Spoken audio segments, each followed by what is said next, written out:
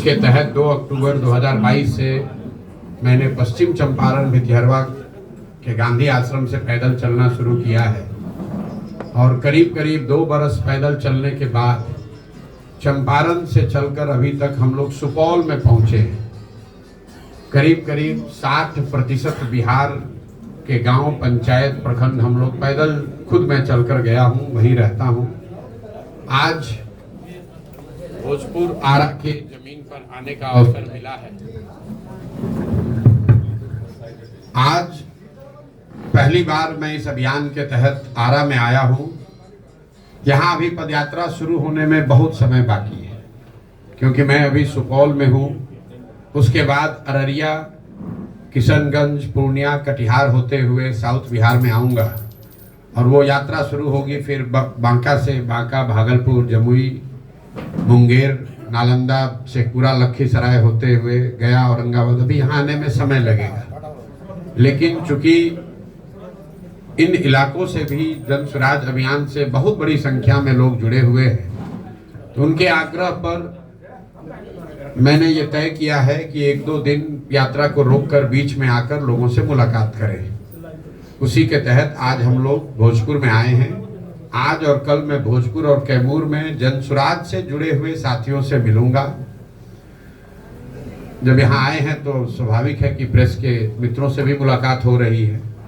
यात्रा का जो अभी तक का संक्षिप्त अनुभव है, मैं आपसे, अगर आपकी इजाजत हो तो मैं साझा कर दूं। उसके बाद आप अपने सवाल कर सकते हैं। 2 साल पैदल चलने के बाद करीब करीब 5300 गांव में हम लोग पैदल चल के खुद गए हैं। जो बिहार की सबसे बड़ी 3 समस्या दिख रही है। पहली समस्या है यहाँ बेरोजगारी और पलायन की। अब आप यहाँ पत्रकार होने के नाते ये कह सकते हैं कि बेरोजगारी और पलायन बिहार की बहुत बड़ी समस्या है, इसके लिए पदयात्रा करने की क्या जरूरत है? ये तो सबको मालूम है। पदयात्रा करने की जरूरत इसलिए है, जब हम लोगों ने 2 साल पदयात्रा की तो ये समझ में आया कि बेरोजगारी और पलायन सिर्फ यहाँ किसी एक वर्ग विशेष का, किसी जिले, किसी प्रखंड, किसी पंचायत की समस्या नहीं है। ये सर्वस्पर्शी समस्या है। समाज का कोई ऐसा वर्ग नहीं है जो इन दोनों समस्याओं से बचा हुआ हो। जैसे पलायन को लेकर हम लोग समझते हैं कि पलायन यहाँ के गरीब लोग करते हैं, ये गरीबों की समस्या है।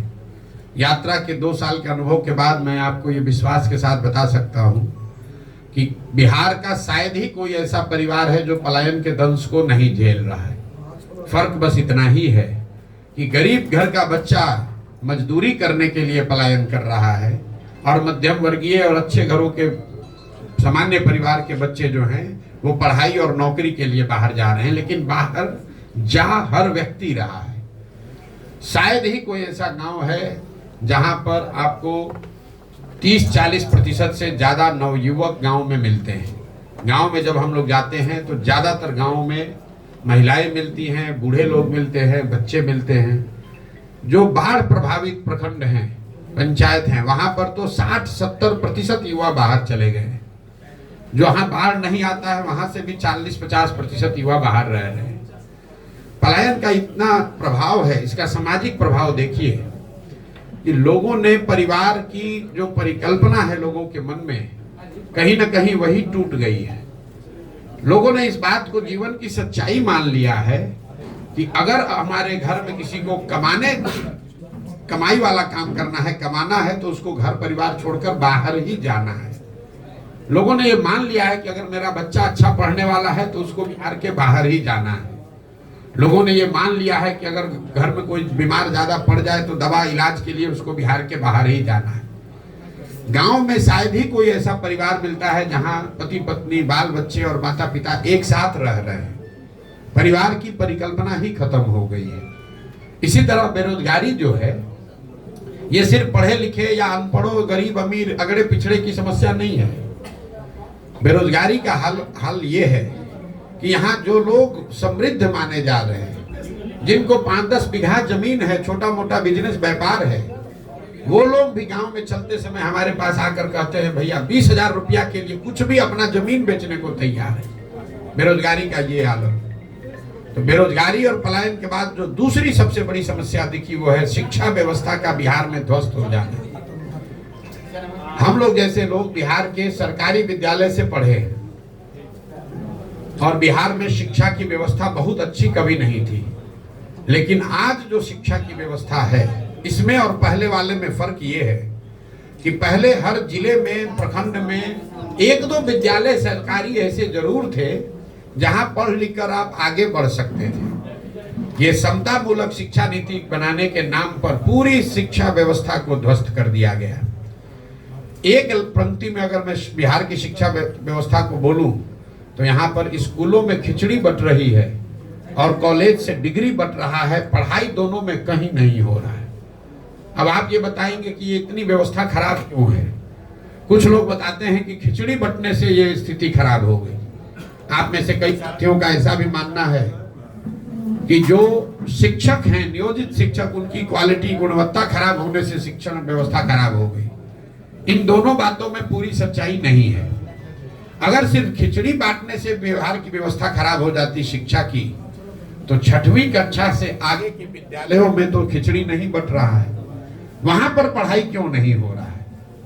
जो लोग ये समझते हैं कि शिक्षकों की गुणवत्ता के वजह से बिहार की शिक्षा व्यवस्था खराब हो गई, आप मुझे बताइए कि पटना साइंस कॉलेज में, आरा जैन कॉलेज में, पटना कॉलेज में, वहां पर पढ़ाई क्यों नहीं हो रही? वहां पर तो नियोजित शिक्षक नहीं पढ़ा रहा है। कहीं ना कहीं इस समस्या की जड़ को अगर आप देखेंगे तो आपको पता चलेगा कि बिहार में शिक्षा व्यवस्था इसलिए खराब हो गई है कि यहाँ समाज और सरकार, मैं समाज को भी कह रहा हूं, सिर्फ सरकार नहीं, समाज और सरकार दोनों की प्राथमिकता में शिक्षा है ही नहीं। समाज के लिए भी शिक्षा और शिक्षण संस्थाएं सिर्फ और सिर्फ सरकारी लाभ और कुछ योजनाओं का बंटवारे का केंद्र है। गांव में अगर विद्यालय में खिचड़ी नहीं बटी तो अगर उसको साइकिल पोशाक का पैसा नहीं आया, घर के लोग जाकर हेडमास्टर से झगड़ा करते हैं कि भैया हमारा पोशाक का पैसा नहीं मिला, साइकिल का पैसा नहीं मिला। लेकिन उसी विद्यालय में गणित का क्लास अगर साल भर नहीं हुआ, शिक्षक है ही नहीं, तो कोई व्यक्ति जाकर नहीं पूछ रहा है कि हमारा बच्चा गणित कैसे पढ़ेगा, यहाँ तो गणित का टीचर ही नहीं है। इसी तरह से सरकार के लिए भी जो शिक्षण संस्थाएं हैं वो पढ़ाई छोड़कर बाकी सब काम करने का व्यवस्था है। कभी उनसे आप सफाई का काम करवा रहे हैं, कभी उससे इलेक्शन का रोल बनवा रहे हैं, कभी शराबबंदी का डाटा इकट्ठा करवा रहे हैं, कभी वहां से खिचड़ी बंटवा रहे हैं, सब काम कर रहे हैं, पढ़ा नहीं रहे। तो ये नीतीश कुमार की जो, लालू नीतीश की जो शिक्षा नीति रही है, इसकी वजह से बिहार में जो बचा खुचा था वो भी शिक्षा व्यवस्था पूरी तरीके से खत्म हो गई और इससे इतना बड़ा नुकसान हुआ है।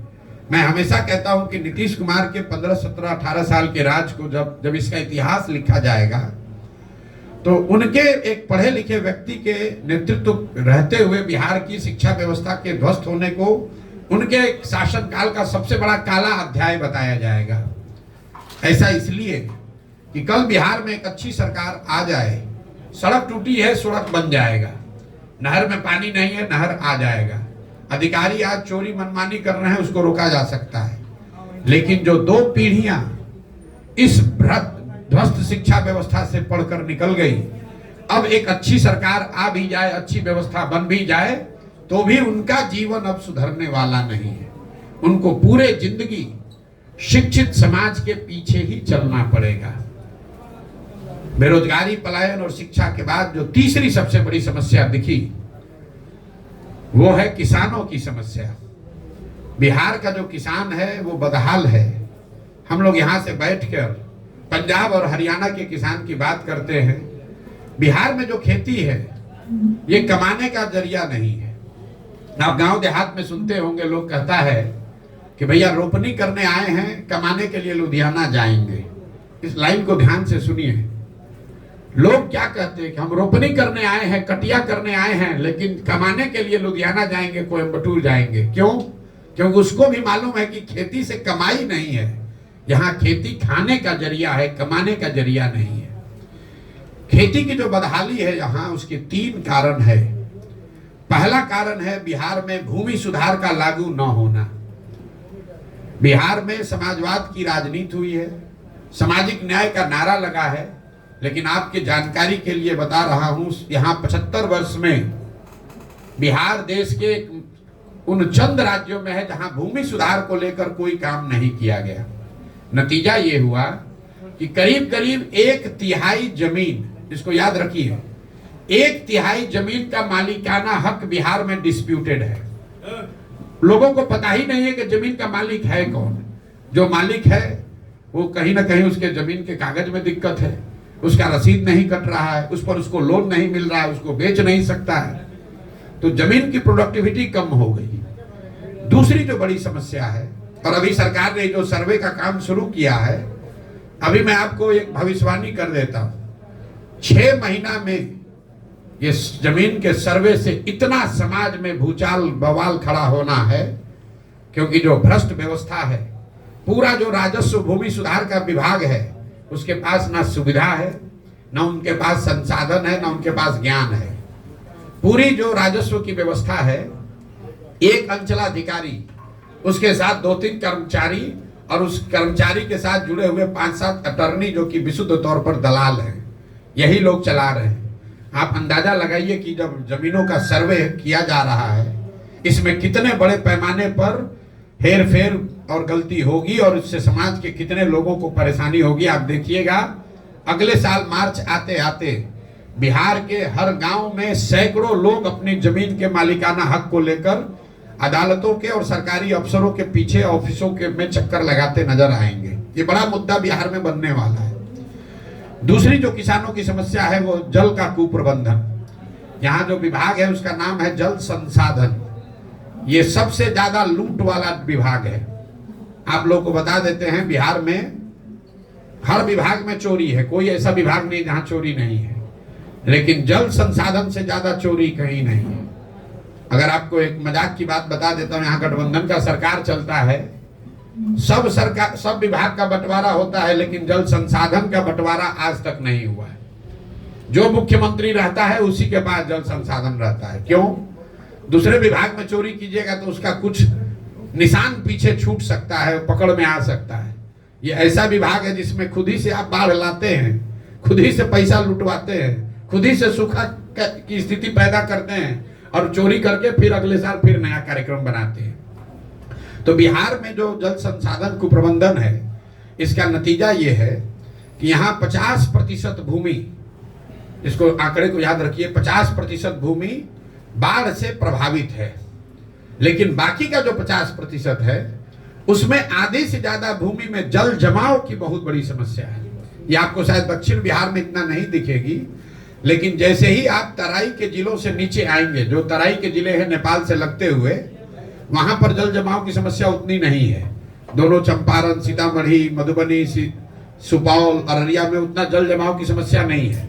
लेकिन जब आप गोपालगंज जाएंगे, सिवान जाएंगे, सारण जाएंगे, समस्तीपुर जाएंगे, खगड़िया जाइएगा, बेगूसराय जाइएगा, दरभंगा जाइएगा, यहाँ कोई ऐसा पंचायत नहीं है जहां 2-4-5 हजार एकड़ जमीन जल जमाव से नहीं प्रभावित है। एक बार पानी आ गया, वो पानी निकलता ही नहीं है। और तीसरी जो बड़ी बात है, जो दक्षिण बिहार के लिए भी ज्यादा जरूर समझने वाली बात है, बिहार एकमात्र ऐसा राज्य है जहां पिछले 10 साल में सिंचाई वाली भूमि की मात्रा 11% से कम हो गई। दूसरे राज्यों में सिंचाई की सुविधाओं का विस्तार हुआ। पिछले 10 वर्ष में बिहार में सिंचाई की जो व्यवस्था है, वो नहरों के रखरखाव और नलकूप के रखरखाव के अभाव में 11% कम हो गया।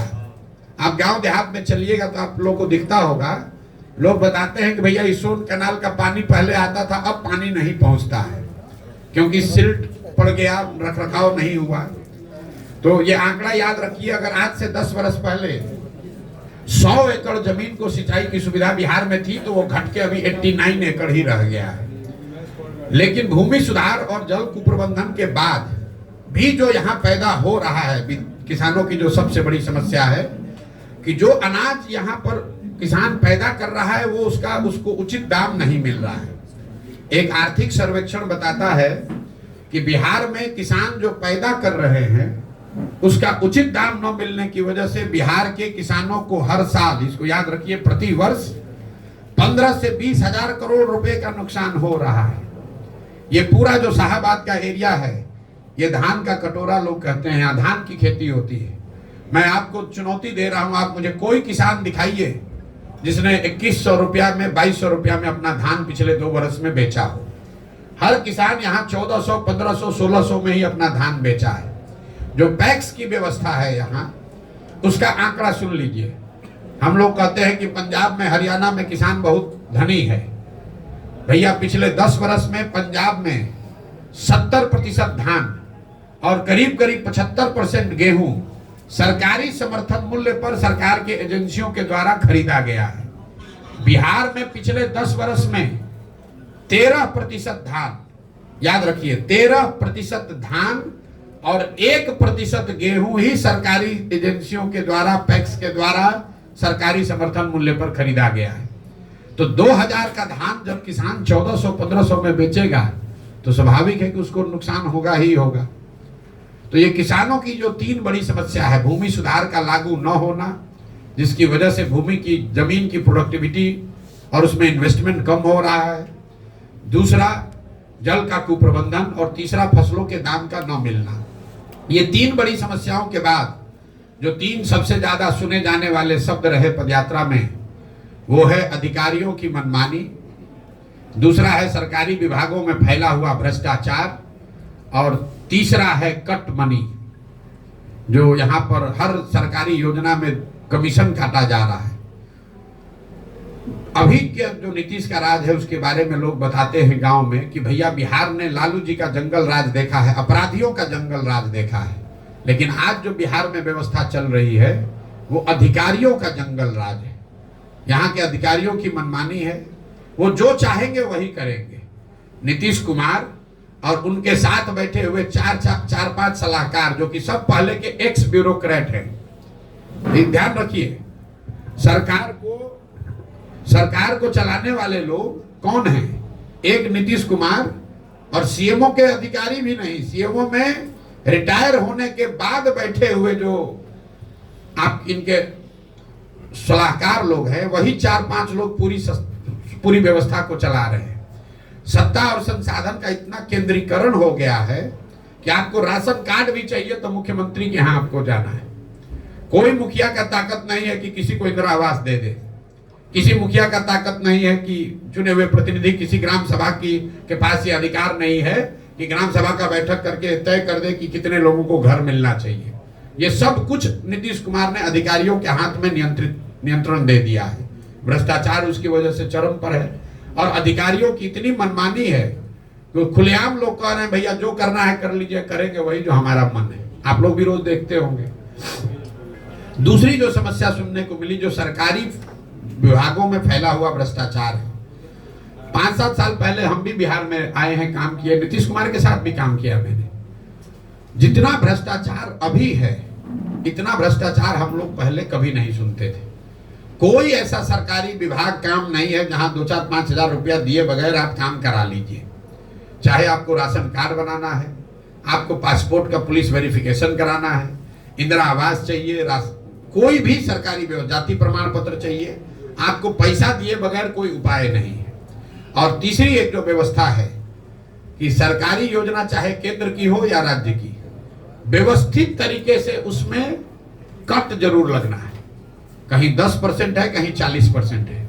मनरेगा में 40%, तो आपको ये प्रधानमंत्री जो अनाज की योजना है उसमें 30 से 32 रुपए प्रति क्विंटल अनाज के में से पैसा लोग ले रहे हैं।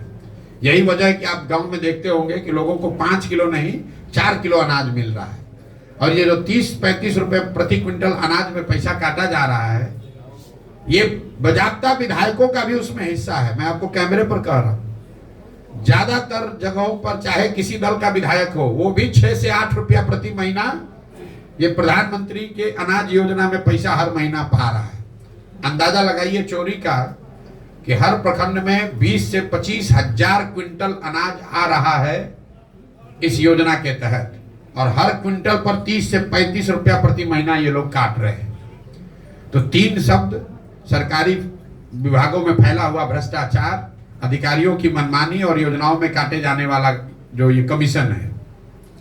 3 धंधे जहां पर यहाँ के युवाओं को मजबूरी में ही सही कुछ न कुछ काम करने को मिल रहा है।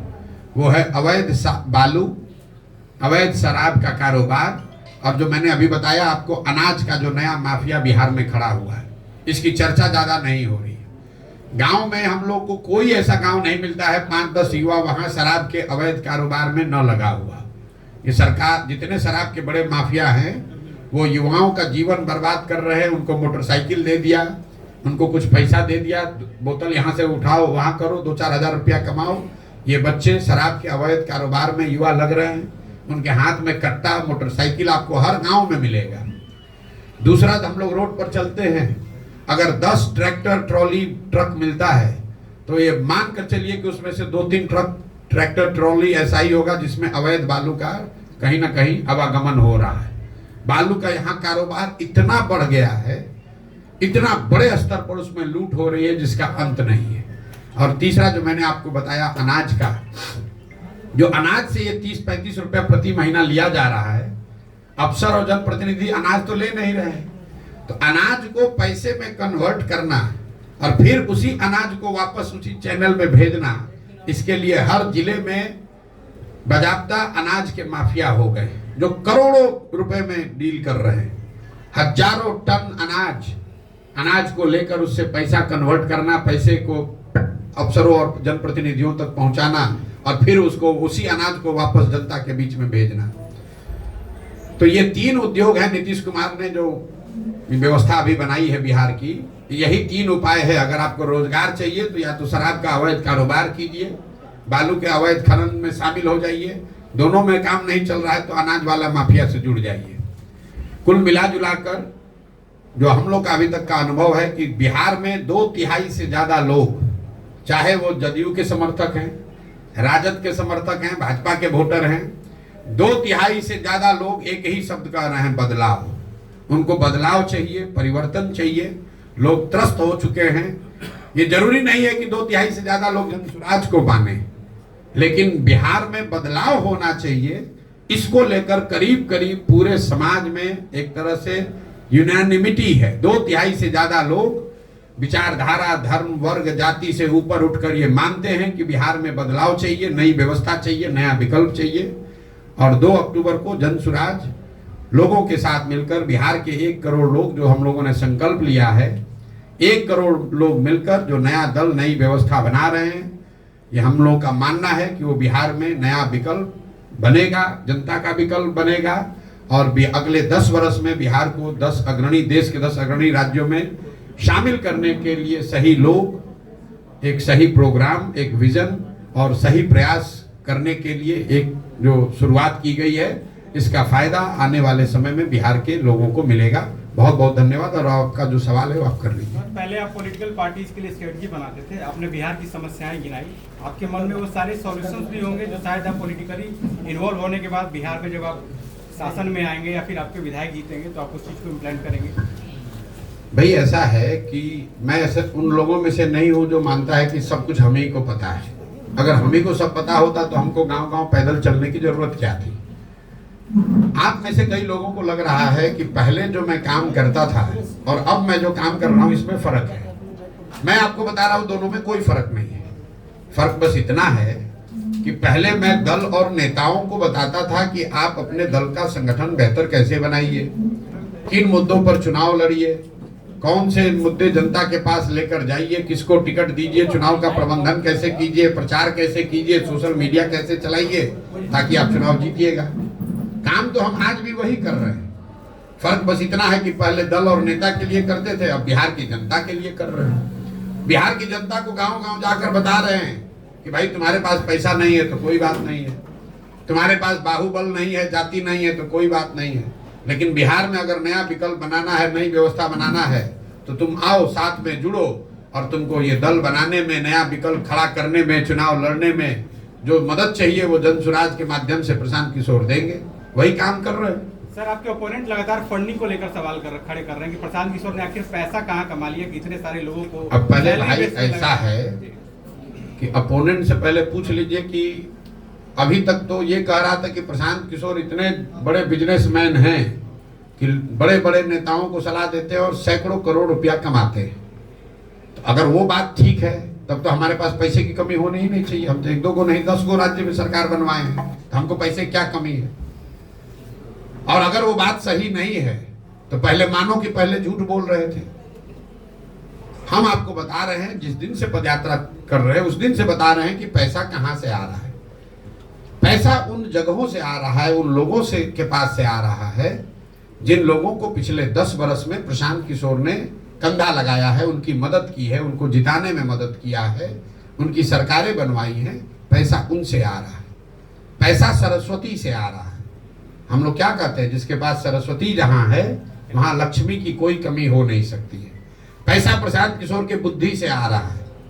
प्रशांत किशोर अपनी बुद्धि को गिरवी रख रहे हैं। प्रशांत किशोर ये जाकर कह रहे हैं कि हम तुमको हर तरह का सलाह देंगे, जो जरूरत पड़ेगी सलाह देंगे, तुम हमारी पैसे से मदद करो। क्यों करो? हमको अपार्टमेंट नहीं बनाना है, हमको यहाँ मॉल नहीं खोलना है, हमको बेनामी संपत्ति नहीं बनाना है। पैसा इसलिए चाहिए कि बिहार में गरीब से गरीब का लड़का भी अगर काबिल है, वो चुनाव लड़ना चाहता है, उसके सामने बालू माफिया है, शराब माफिया है, ये लूट कर बैठे हुए बड़े बड़े दल है, कैसे चुनाव लड़ेगा? पैसे की वजह से कोई गरीब का बच्चा पीछे न छूट जाए, इसके लिए हमने जाकर कहा है कि पैसे की चिंता मत करो, पैसा का चिंता जनसुराज करेगा। ये लोग क्या कहेगा जो पैसा लेके टिकट बेचता है, ये हमसे क्या बात करेगा? आप लोग पत्रकार हैं, कभी आपने पूछा कि आरजेडी के पास पैसा कहां से आता है? जदयू वालों ने पैसा कहां से कमाया है? भाई प्रशांत किशोर तो पहले कुछ बिहार से बाहर करते थे। इन दोनों दलों की कोई हैसियत नहीं है बिहार के बाहर। तो बिहार में इनके पास पैसा आया कहां से? इनके पास पैसा आता है बालू और शराब माफिया से। इनके पास पैसा आता है अधिकारियों के ट्रांसफर पोस्टिंग से। इनके पास पैसा आता है जो आपके हमारे बच्चों का हक लूट कर ले जाते हैं, उससे ये राजनीति करते हैं। इनका हिम्मत है कि हमसे बोलेगा कि पैसा कहां से आता है। हम पैसा चोरी किए? कोई बिहार का आदमी खड़ा होकर बता दे 1 रुपया भी प्रशांत किशोर ने किसी से लिया हो, अगर एक किसी का मैंने चाय भी पिया हो तो बता दे। लेकिन बिहार के लोगों को ये जरूर बता रहे हैं कि तुम्हारा एक भाई, तुम्हारा एक बेटा तुम्हारे आशीर्वाद से इस जगह पर है। तुम पैसे की चिंता मत करो, अपने बच्चों के भविष्य की चिंता करो, हम तुम्हारे लिए पैसा ला कर देंगे। कैसे नहीं देंगे? ये भारत, सुनिए एक आंकड़ा याद रखिए, बिहार में पिछले 30 वर्ष में सिर्फ 1200 परिवार के लोग ही सांसद और विधायक बने हैं, चाहे जिस दल के बने, वो चाहे भाजपा का हो, जदयू का हो, नीतीश का हो, कांग्रेस का हो। सिर्फ 1200 परिवार के लोग ही यहाँ सांसद विधायक बने हैं। ऐसा क्यों है? क्योंकि ये समाज में डर बैठा दिया है कि बिहार में राजनीति करना है तो तुम्हारा जात होना चाहिए, बिहार में राजनीति करना है तो तुम्हारे पास पैसा होना चाहिए, बिहार में राजनीति करना है तो तुम्हारे पास बाहुबल होना चाहिए। कोई लालू जी से पूछे, जिस दिन बिहार ने आपको नेता बनाया था, आप कितने बड़े बाप के लड़के थे? कब कहां से पैसा आया था आपके पास? नीतीश जी टाटा बिरला के लड़के थे जिस दिन मुख्यमंत्री बने थे। जब कुर्सी पर बैठ गए उसके बाद लूट कर पैसा भले कमा लिया। समाज ने जिस दिन पैसा उनको नेता बनाया उस दिन उनके पास पैसा नहीं था। तो पैसा पेट्रोल है। गाड़ी अगर आपके पास है तो पेट्रोल चाहिए, लेकिन अगर गाड़ी ही ना हो तो पेट्रोल के कनस्तर पर बैठ के कहां जाइएगा? हम पैदल चल रहे हैं, समाज को जगा रहे हैं, तो समाज पैसे की व्यवस्था भी करेगा। और एक अंतिम बात, कितने लोग इन पार्टियों से आ रहे हैं? अरे छोड़िए किन पार्टी से आ रहे हैं, परेशान हो रहे हैं। मैंने दूसरी पैसे की बात आपने कही, सुन लीजिए पूरी बात। जब तक ये अभियान चल रहा है उसका पैसा प्रशांत किशोर की बुद्धि से आ रहा है, लेकिन 2 अक्टूबर को जब ये दल बनेगा तो मैं उसी बुद्धि को लगाकर यहाँ बिहार में ये व्यवस्था बना रहा हूं कि डिसेंट्रलाइज क्राउड फंडिंग से जन स्वराज में स्वच्छ तरीके से पैसा चुनाव लड़ने के लिए इकट्ठा किया जाएगा। उसको अभी उसका प्लान भी आपको बता देते हैं। जन स्वराज का लक्ष्य है कि 2 तारीख को जब दल बने तो बिहार के 2 करोड़ लोगों से, याद रखिए 13 करोड़ लोग रहते हैं बिहार में, 2 करोड़ लोगों से 100-100 रुपया लिया जाएगा। मैं ये व्यवस्था बना रहा हूं बैंकों के जरिए। आप मोबाइल से अपने गांव से यहाँ गढ़हनी में, अगियाओं में, भोजपुर आरा में बैठकर आप जन स्वराज को 100 रुपया भेज पाएंगे। अगर 2 करोड़ लोग 100-100 रुपया दे दिए तो जन स्वराज के पास कितना पैसा हुआ? 200 करोड़। और 200 करोड़ रुपया चुनाव लड़ने के लिए काफी नहीं है। और 100 रुपया अगर आपको कोई ये विश्वास दिला दे कि 100 रुपया साल का देने से आपको राशन कार्ड के लिए 2000 रुपया नहीं देना पड़ेगा, 100 रुपया देने से बालू शराब माफिया खत्म हो जाएगा, 100 रुपया देने से आपको इंदिरा आवास में 30,000 रुपया नहीं देना पड़ेगा, आपके बच्चों के लिए पढ़ाई बेहतर हो सकती है, तो कौन आदमी 100 रुपया नहीं देगा? आप बताइए। वो व्यवस्था जनसुराज बना रहा है। इन लोग को क्या पता चलेगा? 2011 से पहले इनको पता था कि सोशल मीडिया भी कोनो चिड़िया का नाम है जिसका इस्तेमाल चुनाव में भी हो सकता है। इस देश में सोशल मीडिया के बड़े बड़े जो तीरंदाज आज बन रहे हैं, कैमरे पर आपको कह रहे हैं कि सोशल मीडिया का इस्तेमाल भी चुनाव में हो सकता है, राजनीति में हो सकता है। ये गुजरात और महाराष्ट्र के लोगों ने नहीं, इसी बिहार के लड़के ने सिखाया कि इसका भी इस्तेमाल हो सकता है। तो आपको यहाँ करके दिखाएंगे कि कैसे बिहार की गरीब जनता अपने मोबाइल के जरिए अपने घर में बैठकर वो पैसा चंदा इकट्ठा करेगी, जिससे बिहार में एक स्वच्छ राजनीतिक व्यवस्था को बनाने में मदद मिलेगी। प्रशांत जी, एक मेरा सवाल है दैनिक भास्कर की तरफ से कि बिहार में राजनीतिक अपराधीकरण, राजनीतिक आर्थिकरण, परिवारवाद, जातीयकरण, धर्मीकरण के बीच, हेलो आप पीछे हो, जब आपको देखे ही नहीं पा रहे तो कैसे आपका उत्तर दें? जी, मैं दैनिक भास्कर का ब्यूरो चीफ हूँ राकेश कुमार सिंह जी, और मैं आपसे ये जानना चाहता हूँ कि बिहार में राजनीतिक अपराधीकरण, राजनीतिक आर्थिकरण, परिवारवाद, जातीयकरण और धार्मिकरण के बीच आप मुद्दों और मूल्यों की राजनीति को लेकर बिहार में जो आए हैं वह कितना सफल होगा, और यहाँ के लोगों के बीच जो परंपरागत राजनीति के माइंडसेट है और बिहार के लोगों को दिलों को कितना बदल पाएंगे, ये मैं जानना चाहता हूँ। भाई, ये आकलन करने के लिए तो आप जैसे लोग बैठे हैं समाज में। हम तो शादी में घोड़े पर बैठा हुआ दूल्हा की तरह है, हम तो चल दिए। आपको देखना है कि बारात को अच्छा लग रहा है कि नहीं और बारात में कितने लोग हैं। लेकिन पिछले 2 बरस से जो प्रयास हम लोग कर रहे हैं और जो लोग इससे जुड़ रहे हैं, अगर आपने जो बात बताई वही परंपरागत सोच, वही परंपरागत मूल्य, वही परंपरागत तरीकों का ही प्रभाव है, तो जनसुराज में हजारों लोग जुड़ कौन रहे हैं, ये आप बताइए।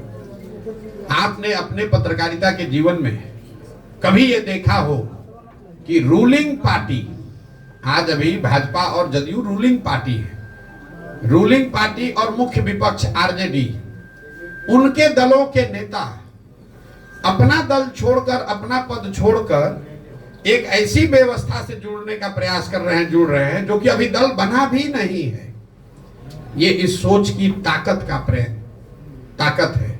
अभी दल बना नहीं है और तीनों चारों दल जो कि परंपरागत राजनीतिक के ध्वजवाहक हैं, उनके यहाँ खलबली है जो आपको भी दिख रही है। चिट्ठी जनसुराज ने नहीं निकाला है कि जनसुराज के लोग आरजेडी में मत जाओ, चिट्ठी आरजेडी ने निकाली है लालू जी के राजनीतिक और सिद्धांतिक मूल्यों का हवाला देकर कि मेरे भाई प्लीज छोड़कर मत जाओ, जनसुराज में मत जाओ।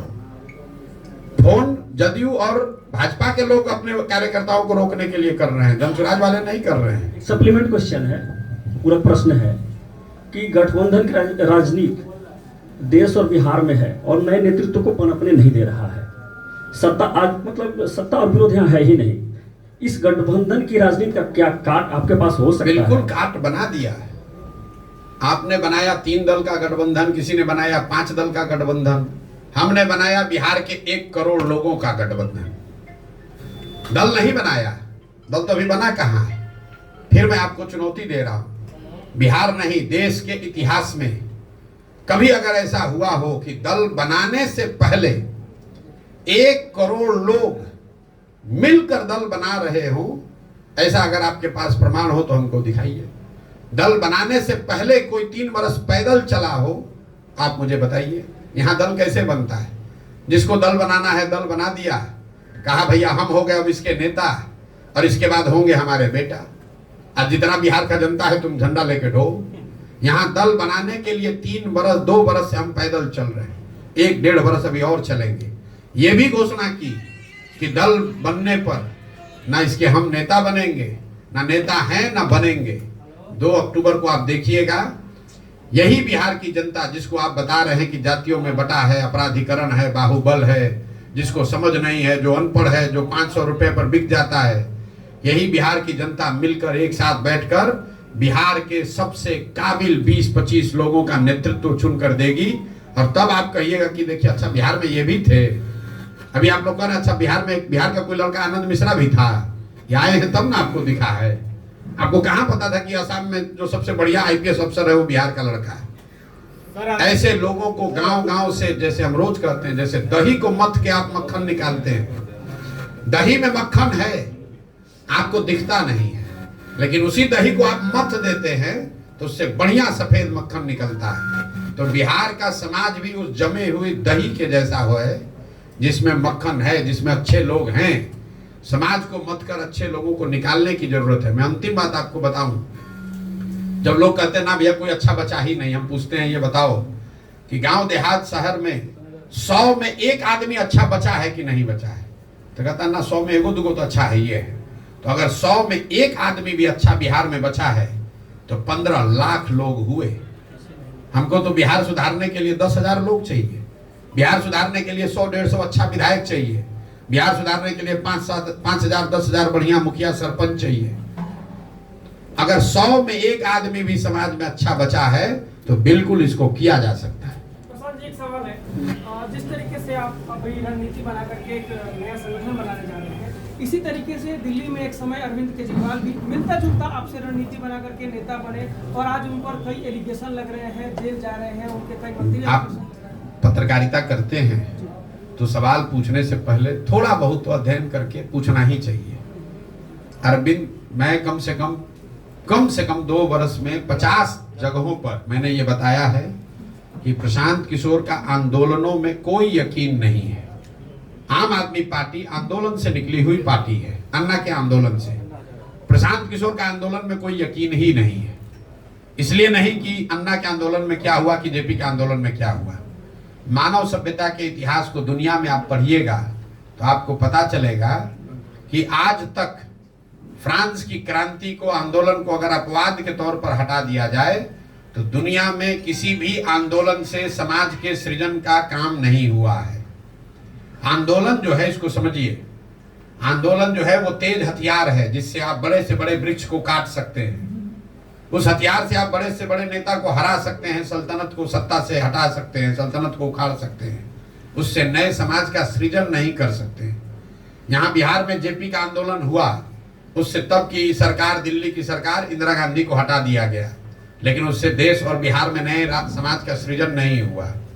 जन सुराज में हमने कोई आज तक धरना प्रदर्शन नहीं किया, बिहार बंद का कॉल नहीं किया, किसी को गाली गलौज नहीं करा, किसी अधिकारी के कार्यालय पर जाकर धरने पर नहीं बैठे, ये भी नहीं कहा कि वोट किसको दो, किसी नेता के खिलाफ भी कुछ नहीं बोला। सिर्फ इतना जाकर बोले कि तुमने भैया जिस चीज के लिए आज तक वोट दिया वो तुमको मिला, तुमने एक ही चीज के लिए जीवन में वोट नहीं दिया, वो है अपने बच्चों के पढ़ाई और रोजगार की बात।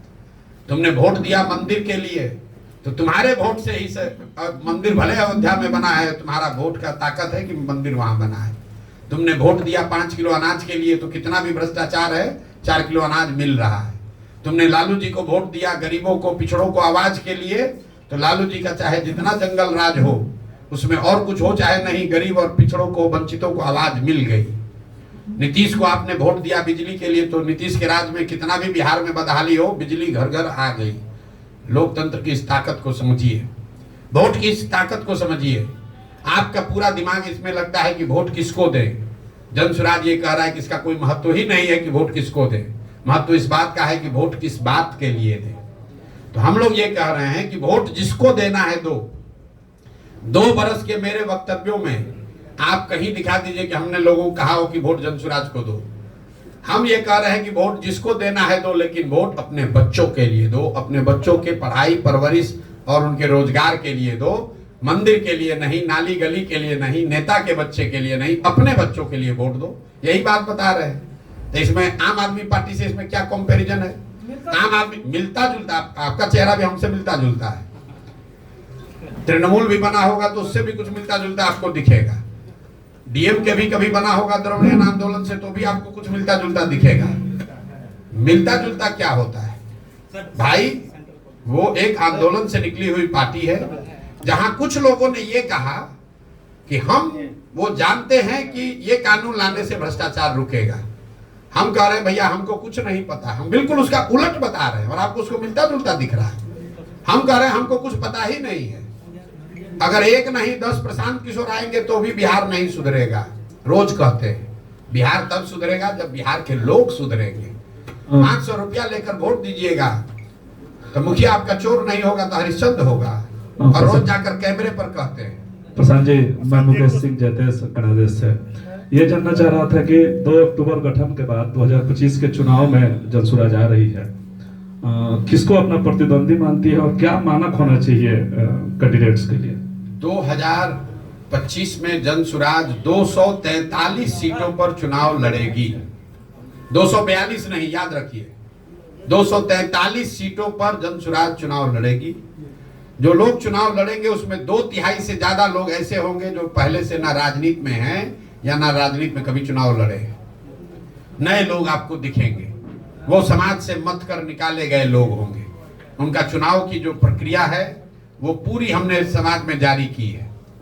आपने अमेरिका में अभी प्रेसिडेंट का चुनाव हो रहा है, आपने कभी ये पढ़ा सुना कि अमेरिका में प्रेसिडेंट का टिकट कौन देता है? अमेरिका में डोनाल्ड ट्रंप रिपब्लिकन पार्टी के कैंडिडेट होंगे, टिकट कौन दिया? ये टिकट देने की एक प्रक्रिया है, कोई व्यक्ति नहीं देता है। वहां पर जिसको भी रिपब्लिकन पार्टी का उम्मीदवार होना है, डेमोक्रेटिक पार्टी का उम्मीदवार होना है, वो अपना एप्लीकेशन देता है, वो खड़ा होता है और समाज के सामने अपना प्रोग्राम बताता है कि हम रिपब्लिकन पार्टी के उम्मीदवार के तौर पर हमारा समर्थन कीजिए, हम अगर उम्मीदवार बनेंगे तो हम ऐसे डेमोक्रेटिक पार्टी को हराएंगे और ऐसे अमेरिका को आगे बढ़ाएंगे। ये व्यवस्था जनसुराज बिहार में लागू करेगी। किसके साथ चुनाव होगा? आ रहे हैं किसके साथ होगा, आप बहुत तुरंत 2020 का जमाना है, आप लोग को तुरंत आंसर चाहिए। अभी पूछा कैंडिडेट का मानक क्या होगा, मानक सुनने से पहले किसके साथ चुनाव होगा, वो जब तक बताएंगे नहीं तब बताइए कि अभी कैबिनेट में कौन आएगा। तो जनसुराज भी हर विधानसभा क्षेत्र से 5 से 7 ऐसे लोगों का नाम दिसंबर से पहले जारी करेगा जिसको हम संभावित उम्मीदवार के तौर पर देखते हैं, ताकि क्षेत्र की जनता 1 बरस तक उस शख्स के साथ काम करके, देखकर, सुनकर, परखकर और हर 3 महीना पर उसका रिपोर्ट कार्ड जारी करेंगे कि ये जो 7 हैं इसमें क्षेत्र की जनता, आज्ञाओं की जनता, बड़हरा की जनता बता रही है कि ये आदमी सबसे अच्छा उम्मीदवार है। और 1 बरस के इस प्रयास के बाद जो नंबर 1 पर आया, जिसको क्षेत्र की जनता ने चुना, वही जनसुराज का उम्मीदवार हो गया। तो ये चुनाव की प्रक्रिया है। आपने पूछा चुनाव लड़ाई किससे होगी? लड़ाई स्वाभाविक है एनडीए से होगी। इसलिए होगी एनडीए से कि अभी अगर लोकसभा का चुनाव का नतीजा देखिए तो करीब 176 विधानसभा क्षेत्र में एनडीए आगे है। तो हम लोग की लड़ाई सीधे तौर पर एनडीए से होगी। आरजेडी यहाँ 3रे नंबर का दल होगा। पूरक सवाल है, आपने कल कहा है कि 40 जनसुराज गठबंधन भी करेगी आने वाले समय में? 243 पर जनसुराज लड़ेगा तो गठबंधन करेंगे, 500 मतलब सीट उसके आगे बढ़ा रहे हैं विधानसभा में। नहीं, मतलब गठबंधन में लड़ेगी या अकेले लड़ेगी? जब बोला कि जनसुराज 243 लड़ेगा तो गठबंधन और जनसुराज में अगला चुनाव होगा, आप देखते जाइए। लेकिन सर एक नेशनल पॉलिटिक्स को लेकर सवाल है। भोजपुर में आई बनी, भोजपुर में आई बनी पे लड़ा जाता है और बिहार का पॉलिटिक्स अलग होता है सर, समीकरण अलग होता है। मेरे भाई ऐसा है, यहाँ एनडीए के उम्मीदवार, एनडीए के मुख्यमंत्री नीतीश कुमार हैं और उनके सहयोगी दल हैं भाजपा, ठीक है। बिहार में पिछले 30 वर्षों से लालू नीतीश का राज है और बिहार की बर्बादी के लिए लालू नीतीश जिम्मेवार हैं। लेकिन उनसे बड़ा दोषी भी कांग्रेस और भाजपा है। क्यों है, इसको ध्यान समझिए। लालू जी चाहे बिहार के जितने बड़े नेता हों, अपने जीवन में सिर्फ एक ही बार बिहार अपने दम पर जीत कर आए हैं। बाकी सारे समय बिहार को चलाने, लूटने का जो उन्होंने काम किया वो कांग्रेस की बैसाखी से किया। कांग्रेस ने वो बैसाखी लालू जी को दी कि बिहार की जनता से जनमत नहीं होने के बाद भी लालू जी 15 वर्ष तक यहाँ राज कर पाए कांग्रेस की मदद से। कांग्रेस ने ऐसा क्यों किया? क्योंकि उनको दिल्ली में 10, 15, 20 सांसदों का लालच था। 15-20 सांसदों की लालच में उन्होंने बिहार और बिहार के बच्चों का भविष्य लालू के हाथ में गिरवी रख दिया। यही काम आज भाजपा कर रही है। नीतीश बाबू आज तक जीवन में बिहार में कभी जीते ही नहीं है। इस विधानसभा में उनको 42 विधायक है, लेकिन मुख्यमंत्री हैं कैसे हैं? क्योंकि पीछे से भाजपा वाला अपना बैसाखी दिए हुए है। तो एनडीए से लड़ाई इसलिए है कि चेहरा नीतीश कुमार हैं और दोनों बैसाखी दिया है भाजपा वाला। तो ये लोग और क्यों नीतीश को आगे किया है? 12-15 सांसदों के लालच में क्या भाजपा को नहीं पता है कि बिहार देश का सबसे गरीब और पिछड़ा राज्य है? मोदी जी जिस विकास की बात कर रहे हैं, उनको ये नहीं पता है कि बिहार में क्या हो रहा है? उनको सब पता है। मनमोहन सिंह को भी पता था, लेकिन उनको ये भी पता है कि 12-15 को सांसद चाहिए, तो बिहार मरता हो मरे, बिहार के बच्चे पलायन करते हो करे, हमको 15 को सांसद बिहार से आता रहे, बिहार का जो होना है हो। इसलिए यहाँ के दोषी लालू और नीतीश हैं, लेकिन गुनाहगार कांग्रेस और भाजपा है। स्पेशल पैकेज को लेकर आपका ना यार, पैकेज को लेकर आपका और लोगों के पूछे तो बोलो कि ना। सर स्पेशल पैकेज को लेकर कोई स्टांस नहीं है। केंद्रीय ये लोगों को, बिहार की जनता को भ्रम फैलाने वाले बात लोग हैं। आप कह रहे हैं कि स्पेशल पैकेज है। स्पेशल पैकेज का मतलब क्या है? आपको केंद्र सरकार की योजनाओं में जो केंद्र का कंट्रीब्यूशन है वो 60 के बजाय बढ़ के 80 या 90 हो जाएगा। कुछ जो इंडस्ट्री यहाँ लगेगी उसमें कुछ रियायत मिल जाएगी। आपको बता रहा हूं आंकड़ा, ये आप लोग तो कुछ पढ़ते देखते हैं नहीं। पिछले फाइनेंशियल ईयर में बिहार सरकार ने 51,000 करोड़ रुपया सरेंडर किया है, अपना पैसा, जो पैसा हम लोग को मिल सकता था। 51,000 करोड़ रुपया बिहार सरकार ने सरेंडर किया है, क्योंकि यहाँ पर इतने काहिल अफसर और सरकार है कि जो पैसा मिल रहा है उसका भी इस्तेमाल नहीं कर रहा है, और जो पैसा आया उसमें 30% 40% चोरी कर रहा है, भ्रष्टाचार कर रहा है। तो ज्यादा पैसा आ जाएगा तो ज्यादा चोरी करेगा, उससे कैसे सुधार हो जाएगा? भाई आप बिहार की शिक्षा व्यवस्था पर 50,000 करोड़ रुपया खर्च कर रहे हैं और 50 गरीब का बच्चा भी नहीं पढ़ रहा है। अगर 50,000 करोड़ के बजाय 70,000 करोड़ मिलने लगेगा तो क्या उससे बिहार की व्यवस्था सुधर जाएगी? भाई आप अपना घर नहीं सुधारिएगा, अपनी पात्रता नहीं सुधारिएगा, तो कितना भी कोई पानी डालेगा तो बाल्टी अगर आपका चू रहा है तो कितना भी पानी डालेगा उसमें पानी टिकने वाला है। और इनको विशेष राज्य का दर्जा का ध्यान कब आता है? जब चुनाव आता है। भाई अभी तो एनडीए की सरकार यहाँ पर भी है और केंद्र में भी, काहे नहीं विशेष राज्य का दर्जा दे रहे हो? काहे नाटक कर रहे हो? छोड़िए विशेष राज्य का दर्जा का बात। हमने कहा कि सबको मालूम है कि अभी केंद्र में जो सरकार है वो नीतीश के समर्थन से के बगैर नहीं चल सकती है, माइनॉरिटी है। आपने कहीं सुना कि नीतीश कुमार ने ये कहा कि भाई बिहार में बंद चीनी मिलों को आप चालू कीजिए, हम लोग आपको केंद्र में समर्थन देंगे? नीतीश कुमार को फुर्सत है? वो जाकर वहां दिल्ली बतिया रहा है कि हमारा मिनिस्टर कौन बनेगा, हमको सीट कैगो मिलेगा, 25 के बाद हमारी क्षमता नहीं है, लेकिन 25 के बाद मुख्यमंत्री हमको खाली घोषित कर दो, हम तुमको समर्थन देंगे। आपने कहीं ये सुना कि नीतीश कुमार ने कहा हो कि चीनी मिल चालू होगा बिहार में तब हम समर्थन देंगे? आपको क्या लगता है अगर केंद्र की सरकार को ये कह दिया जाए कि बिहार के सांसद आपको तब समर्थन करेंगे जब केंद्र यहाँ के चीनी मिल चालू हो, तो चीनी मिल चालू होगा कि नहीं होगा? होगा कि नहीं होगा? आप बता दीजिए। अगर न भी हो, कम से कम कल एक टास्क फोर्स बनेगा, कल उस पर विवेचना शुरू होगी, कल चर्चा शुरू होगी कि चीनी मिल कैसे चालू किया जाए। विशेष राज्य का दर्जा नहीं मिल रहा है, चीनी मिल चालू कराने के लिए कंडीशन काहे नहीं रखे? क्यों नहीं रखे? यहाँ पर तो आपको अपनी कुर्सी प्यारी है, आपको फुर्सत कहाँ है बिहार के लोगों के बारे में सोचने का? बिहार का आदमी तो जाति के नाम पर आपको वोट दिए देगा, आप कहिए बंधुआ मजदूर।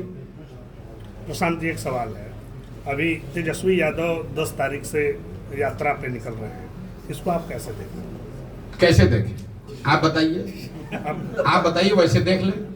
ये हम तेजस्वी यादव दम हो तो किसी एक विधानसभा क्षेत्र में पैदल चल के दिखा दे। यात्रा पर क्या निकलेंगे? 25 गाड़ी आगे 25 गाड़ी पीछे, एयर कंडीशन बस में बैठ के खाने का 2-4 गो फोटो जारी करेंगे, 2 गो मुरेठा बांधेंगे, 4 गो लोगों को गाली गलौज करेंगे, कहानी खत्म। फिर लोगों को भरमाएंगे कि हम सरकारी नौकरी दे देंगे। देखिए ये लोगों को कैसे मूर्ख बनाते हैं ये लोग।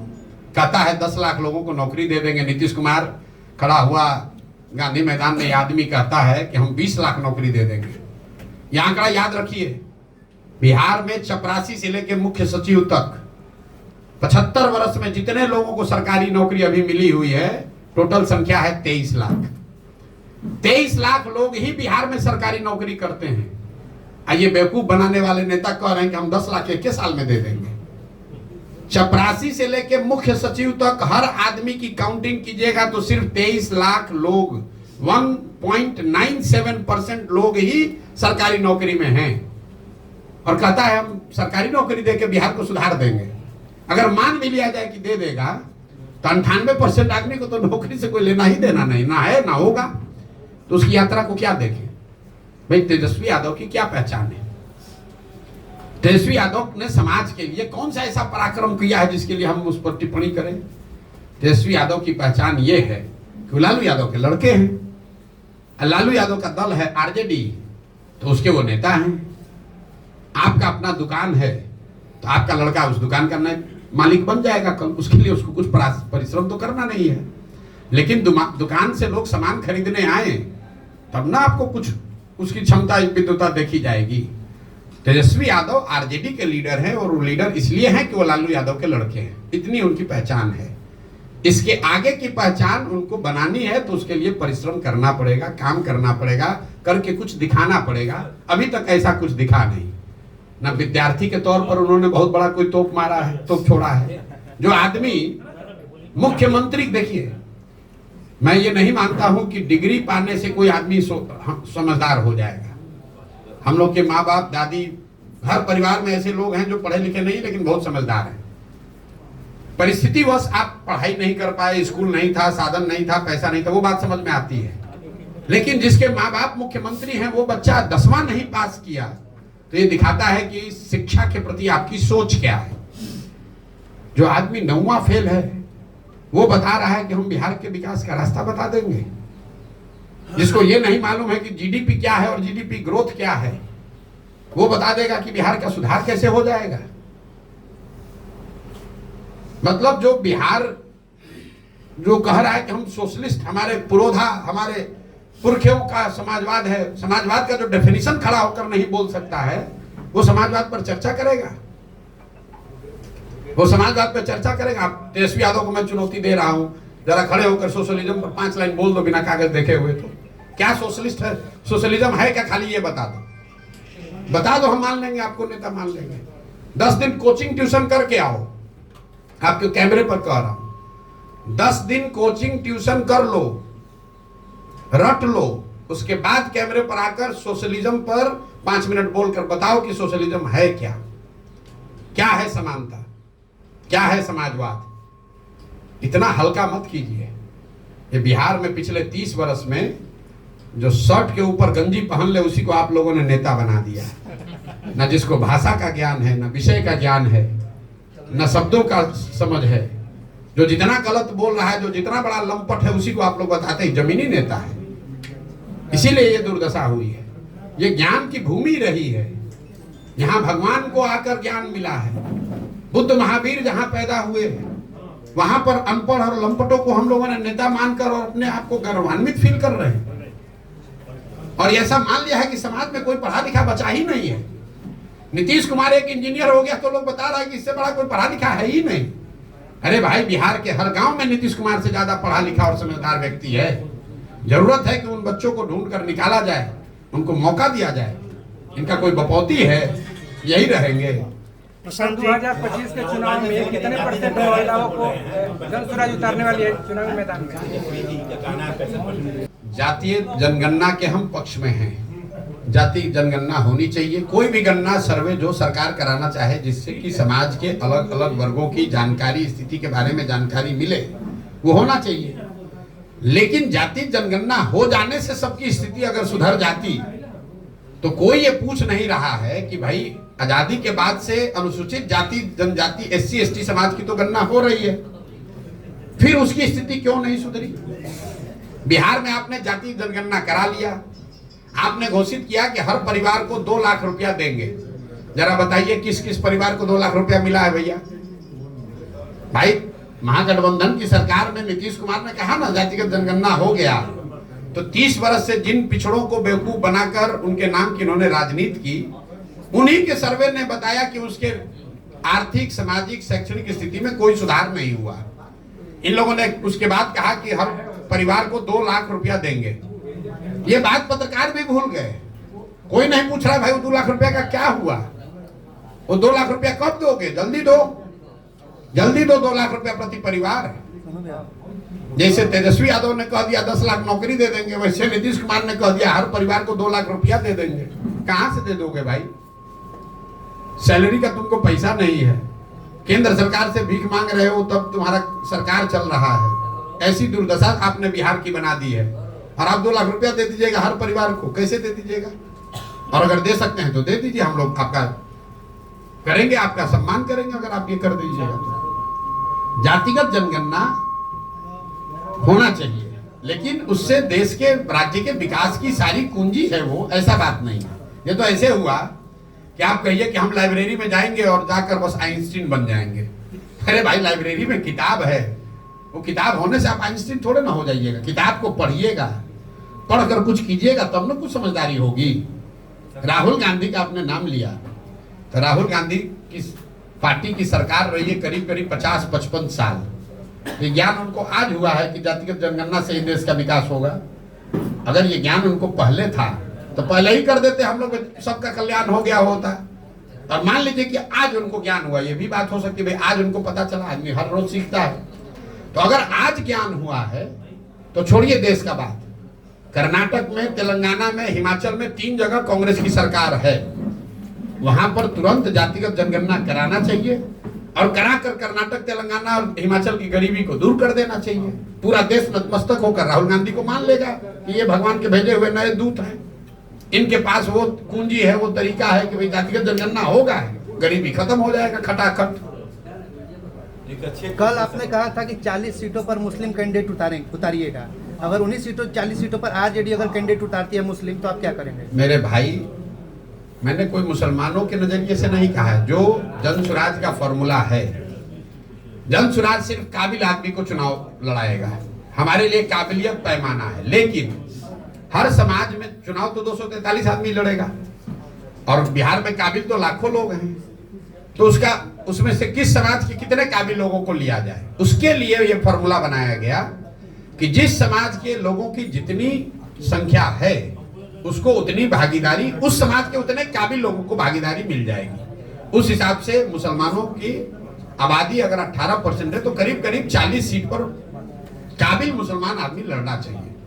हमने आरजेडी को लेकर दूसरी बात कही, हमने ये कहा कि 30 बरस से जिस समाज के वोट से ये अपना लालटेन जला रहे हैं, जिस समाज के ये हिमायती बनने की कोशिश कर रहे हैं, दावा करते हैं, उसके लिए उन्होंने किया कुछ नहीं। लेकिन अब चलो तुमको चुनौती देते हैं, तुम बता दो कि जो 40 सीट दोगे तो हम वहां पर छोड़ देंगे, हम मुस्लिम वहां पर उम्मीदवार नहीं देंगे, वहां हम हिंदू लड़ा लेंगे, कोई बात नहीं, क्योंकि हमारे पास तो हर समाज का काबिल आदमी है। लेकिन इनका दम नहीं है। हमने कहा अगर वो चुनौती स्वीकार कर ले तो पहले देकर दिखाएं। भैया, जहां सबसे ज्यादा मुसलमान होता है वहां जाकर खुद चुनाव लड़ते हैं ये लोग। इनके भाई जहां चुनाव लड़े थे, जरा जाकर देखिए कि उस क्षेत्र में कितने मुसलमान, जो जितना बड़ा नेता है आरजेडी का, वो खोजता है कि यहाँ मुसलमान कितना है ताकि हमको मुफ्त का वोट मिल जाए। इसलिए ये चुनौती दी है, और अगर चुनौती स्वीकार करेंगे तो हम मान भी लेंगे। कटिहार एक जिला है, आपने सुना होगा, कटिहार में 47% मुसलमान है, वहां आरजेडी ने एक भी मुसलमान को टिकट कभी नहीं दिया है। ये तो मुसलमानों को बेवकूफ बनाते हैं। जहां मुसलमानों की आबादी है वहां पर उसको टिकट नहीं देंगे, जहां मुसलमानों की आबादी नहीं होगी वहां टिकट दे देगा, हार जाएगा, और जहां मुसलमानों की आबादी होगी वहां खुद चुनाव लड़ते हैं। आरक्षण को लेकर जैसे लोग जुड़े सर आरक्षण को लेकर प्रशांत किशोर का क्या सोच है? आरक्षण को लेकर प्रशांत किशोर की सोच ये है कि जो संवैधानिक व्यवस्था आरक्षण को लेकर बाबा साहब अम्बेडकर के संविधान में है वो बनी रहनी चाहिए। कुछ लोगों का ये कहना है कि संविधान में तो इसका प्रोविजन 10-20 साल के लिए किया गया था, इसको इतना लंबा क्यों चलाया जा रहा है? तो संविधान में ये व्यवस्था 10-20 साल के लिए इसलिए की गई थी कि जब 10-20 साल में समाज के वो वर्ग सामान्य वर्गों के बराबर आ जाएंगे, लेकिन वो किसी वजह से नहीं आए। तो आरक्षण की व्यवस्था तब तक चलनी चाहिए जब तक जिन वर्गों को आरक्षण का लाभ मिल रहा है वो सामान्य वर्गों के बराबर आर्थिक, सामाजिक, शैक्षणिक नजरिए से उनके बराबर ना हो जाए। मान लीजिए कि गरीबी हटाओ कार्यक्रम शुरू किया गया 1980 में, तो अगर गरीबी 5 वर्ष में 10 वर्ष में नहीं हटी तो क्या गरीबी हटाने का कार्यक्रम बंद कर दिया जाएगा? आपको रोग है, आपको डॉक्टर ने दवा दी कि आप 2 महीना खाइए ठीक हो जाइएगा, लेकिन अगर 2 महीना में रोग ठीक नहीं होगा तो दवा खाना छोड़ दीजिएगा, तब तो गड़बड़ हो जाएगा ना। तो आरक्षण की व्यवस्था जो संविधान में है वो बनी रहनी चाहिए, तब तक बनी रहनी चाहिए जब तक जिन वर्गों को इसका लाभ मिल रहा है उनकी सामाजिक, राजनीतिक, शैक्षणिक स्थिति सामान्य वर्गों के बराबर न हो जाए। एक आखिरी सवाल है सर 2025 सवाल है, किस तरीके से डीजे की भर्ती को हटाया गया